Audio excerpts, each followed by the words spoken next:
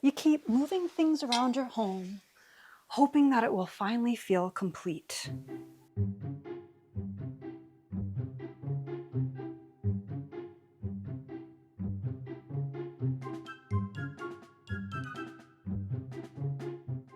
You chase trends because you feel like it's the safe answer. But trends are just opinions too, which means they're constantly evolving at a pace nobody can keep up with, especially once you've invested in flooring, tile, big pieces like your sofa, your dining table. And when it still feels off, you land on the same conclusion every time. I just don't have good taste. You second guess what you like, and the cycle continues. After working with clients for years, here's what I've learned. Design is subjective. And that's a good thing. Here's why. Take this ice cream cone. Is chocolate better than vanilla? You might have your reasons for saying yes. And you might have your reasons for saying no. Neither is right because it's a preference. And honestly, I like both.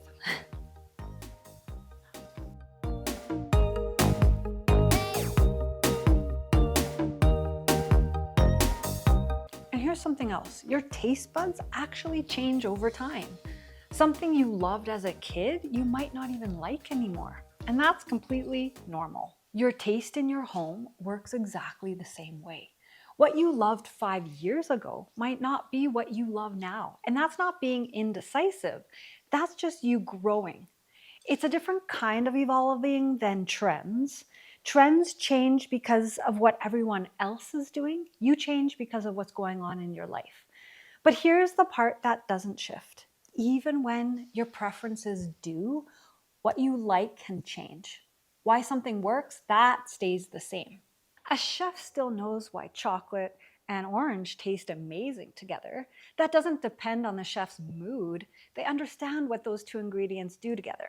And that stays true whether they personally feel like eating it or not. Design is the same. Liking a color, that's your taste. But knowing why two colors look good side by side, that part isn't opinion. That part you can learn. So if that part is learnable, what's the real difference between someone who's good at this and someone who isn't? Almost anyone can point at a room and say, I like that. Fewer people can tell you why it works. Picking things you like, that's easy. You've done that since you were a kid. Knowing why they work together, that's a different skill. Kind of like reading. Nobody's born knowing how to read. You learn it. This is the same. And once you start learning it, here's the first thing that becomes obvious. Picture the exact same living room. One designer looks at it and thinks this needs to feel cozy. So they add wood and soft light. Another designer looks at the same room and thinks this needs a pop of color. So they add something bold and dark. Two different plans. Both work. Neither one is wrong. They're just noticing different true things about the same room. So if there's no single right answer, why do designers keep giving you rules? Good question, right? You've probably heard a rule like always use 3 colors in a room. Usually it even comes with a formula, often something like 60-30-10. It's that kind of a split. One main color, one secondary color, and an accent. You follow it, you pick your 3 colors, put them in the room, and once they're there, it feels off. It's really not your fault. Here's what that rule leaves out. It tells you how many colors to use. It never tells you where those colors need to show up again. If your accent color only appears once on one single pillow, your eye sees it and then it's gone. But if that same color shows up again somewhere else in the room, like let's say a vase, in a piece of art, in a throw blanket, your eye keeps finding it as it moves around the space. That repetition is what actually makes a room feel calm and pulled together. Not the number 3, the repetition of the color. A rule tells you what to do. A reason tells you why. And once you know why, you can use it anywhere properly. Okay, so how do you actually start seeing this stuff yourself? I spent years training to see it, And through my experience, I'm going to show you. I have actually a few shelves that are on either side of the fireplace, and there's too many picture frames on the one side. So I'm going to take them all down and we're going to start fresh.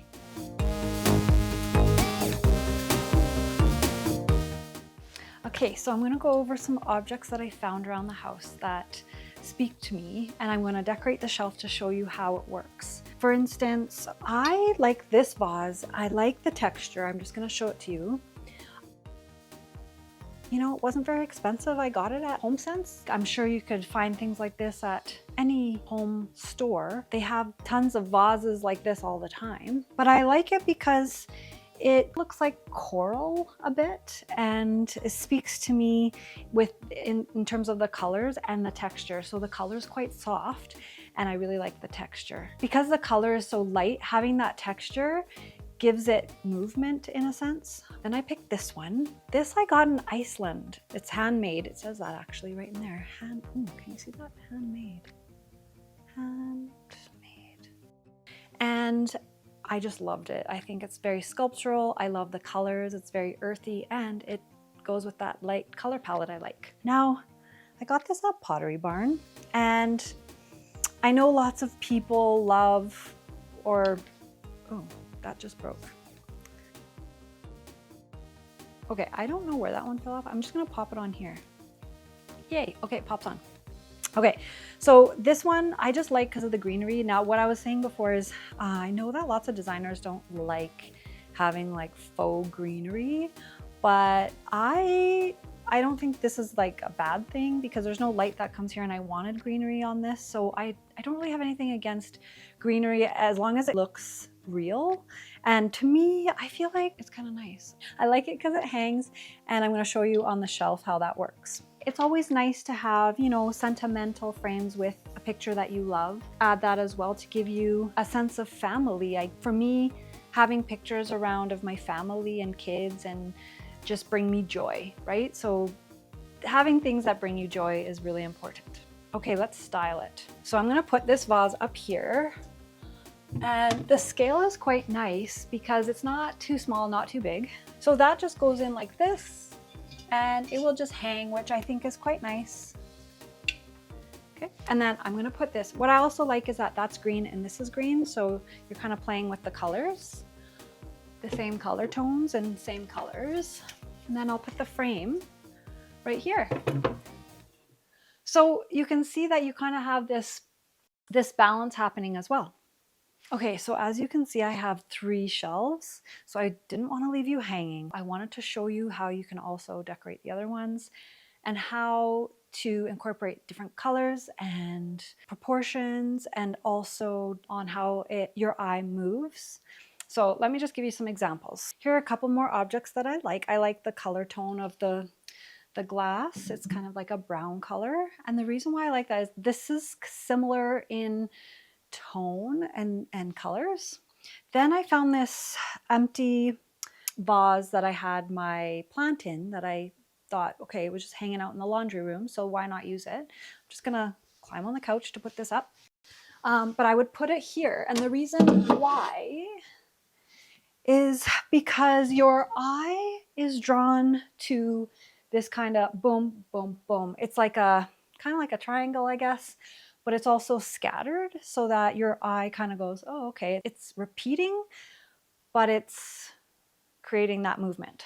Now, I wanted to show you one that I considered, but decided no, just because of the color tone. I like the stripes. I think it adds a nice kind of visual texture to it and pattern, but you can see the difference. So if I put that here, I don't know, it kind of tones it down. What do you guys think?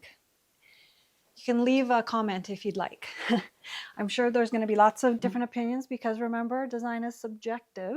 I have this lying around as well. I'm going to put it up at the top. And I debated where to place the picture frame. I'm going to add another one. So actually, maybe we can move it here to create that balance. Now, I don't know if the picture frame's too big, but I kind of like it. The size of the proportions go with this, which is quite nice. Try this with 3 or 4 things in your home.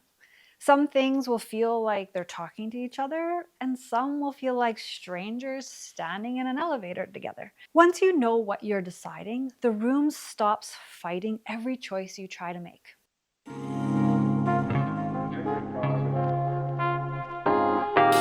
Design isn't just about liking things, and it's not about a bunch of rules either. It's understanding why things work. And that's exactly what Discover Design walks you through, from I don't know what I want, all the way to a fully furnished, styled home, your vision, and the actual principles that make rooms work, and how to bring it all to life without overspending or overwhelm. So try this today. Pick one thing in your home and ask yourself why you like it, and see what else supports that. That's step 3 in my free guide, Design Your Space with Clarity, focusing on what actually supports your space instead of just replacing what doesn't feel right. Grab it below and you'll get the 5-step approach to creating a home that feels aligned with how you live. And if you're ready to go even deeper, Discover Design picks up from there. If this was at all useful, subscribe. There's a lot more where this came from. And if you want to go deeper on the repetition piece specifically, I made a whole video on that right here. Tell me in the comments, what's the thing you own that you love, but you can't figure out why you bought it in the first place? I read every comment. I'll see you in the next one.